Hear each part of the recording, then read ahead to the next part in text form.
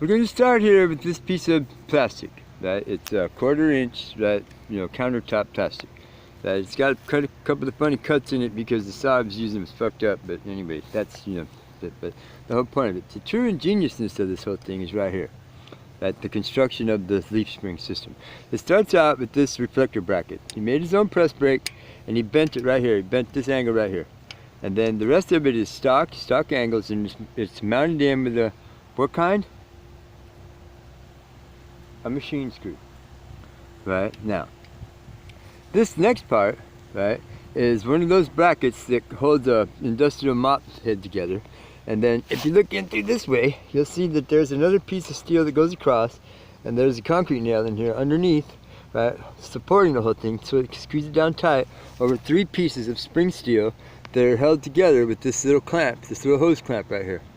Right, and then there's this bracket that goes across that's bolted through. So here's the 2 top screws.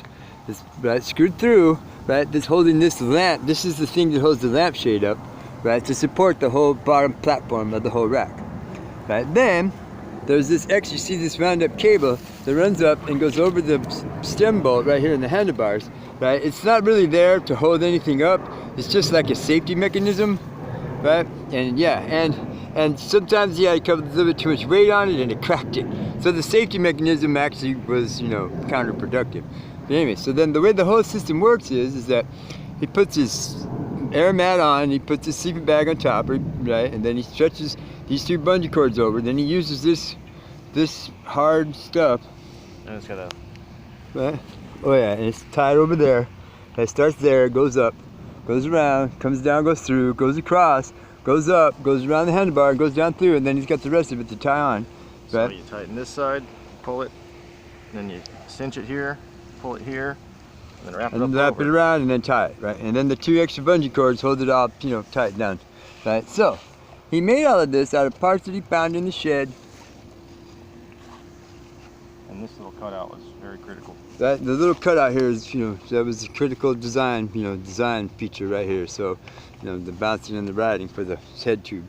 Right? But he made all of this, he made this ingenious little rack out of parts that he found in the shed and laying around in the drawers and all that other stuff.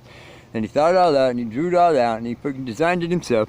Right? And here we are, right? It's almost 1,600 miles later, or actually, he's probably got more than that on this because he designed all of this stuff like almost 2 months before 2 months before we left, you know what I'm saying? So it's probably got a couple thousand miles on this actual prototype design, right? You know what I'm saying? So, but it's been very serviceable, it's been very useful, right?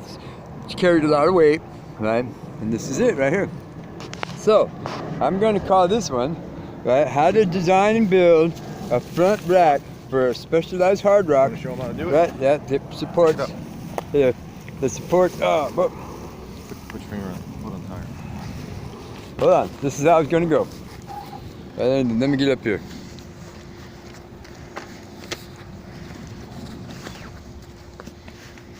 Sleeping mat.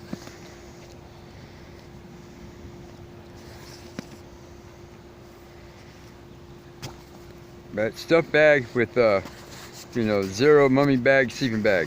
North Face, it says, North Face. Alright.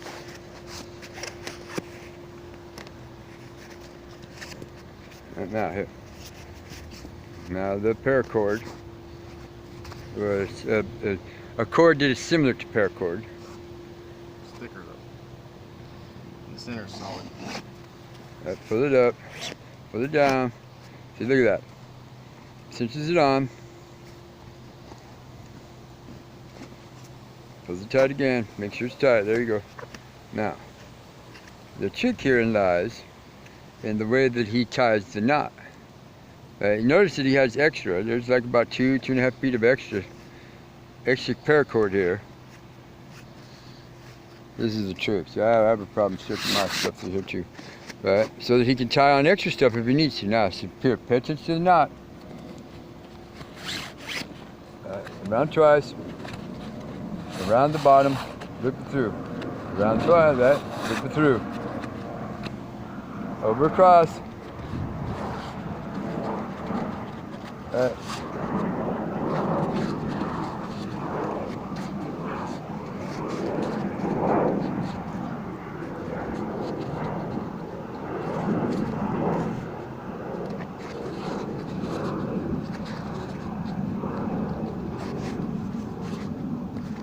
There it is. This stuff's not, see now this is his extra strap that he ties on to water bottles and stuff with.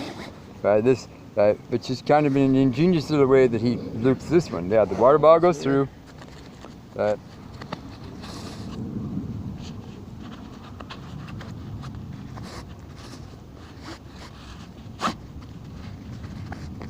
That's right. And loop it through. And then loop it through.